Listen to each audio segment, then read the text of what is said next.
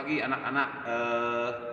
Hari ini Bapak akan memberikan materi tentang variasi dan kombinasi gerak dasar lokomotor dan lokomotor untuk membentuk gerak dasar seni bela diri. Ya. Nah, di sini Bapak akan menjelaskan secara sederhana tentang gerak dasar lokomotor. Kalau gerak dasar lokomotor itu adalah gerak adanya perpindahan tempat, ya. Asalnya di sini berpindah, bisa maju, ya, bisa mundur, ya. Nah, itu gerak dasar lokomotor. Nah, adapun gerak non lokomotor adalah gerak tidak berpindah tempat.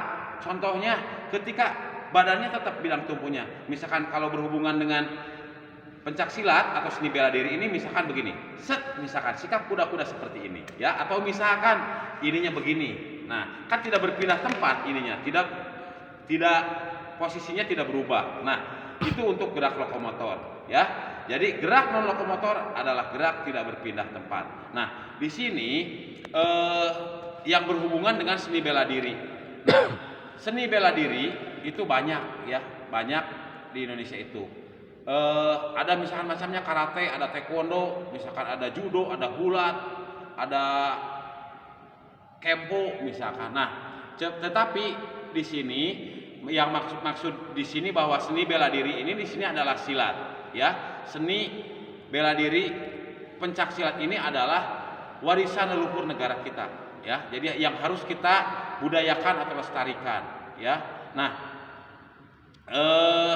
contoh misalkan gerak dasar lokomotor misalkan, ya, lokomotor atau misalkan non lokomotor yang berhubungan dengan seni bela diri, yaitu contoh misalkan ketika kita posisi kuda-kuda, misalkan asalnya posisinya di sini, misalkan kita bisa maju ke depan begini, ya, bisa maju, atau misalkan bisa maju ke depan lurus baru sekarang misalkan serong, ya, serong.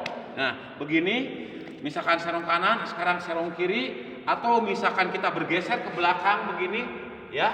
Nah, itu yang berubah tempatnya, berubah titik bidang tubuh kita. Nah, lalu ada juga yang misalkan hanya begini, tidak berubah tempat. Misalkan kalian hanya mengangkat kaki, ya, mengangkat kaki salah satunya begini, misalkan begini, ya. Nah, ini yang contoh-contoh ini sebelum kalian bisa melakukan dengan sempurna. Nah, tadi gerak dasarnya perlu dilatih, yaitu misalkan ketika misalkan kita pengen posisinya kuat, maka misalkan perlu dilatih sikap dasar non lokomotornya. Misalkan tadi untuk kekuatan otot pahanya misalkan dengan cara misalkan jongkok berdiri, posisinya tegap begini, ya, atau misalkan salah satu kaki misalkan ke depan. Nah, contoh bentuk gerakannya seperti ini, bentuk latihan yang bisa kalian lakukan seperti ini. Nah, mungkin itu penjelasan secara sederhana, ya. Nah, kalian bisa tonton di YouTube, ya, misalkan contoh-contoh gerakan sederhana yang berhubungan dengan pencak silat. Mungkin itu saja. Terima kasih.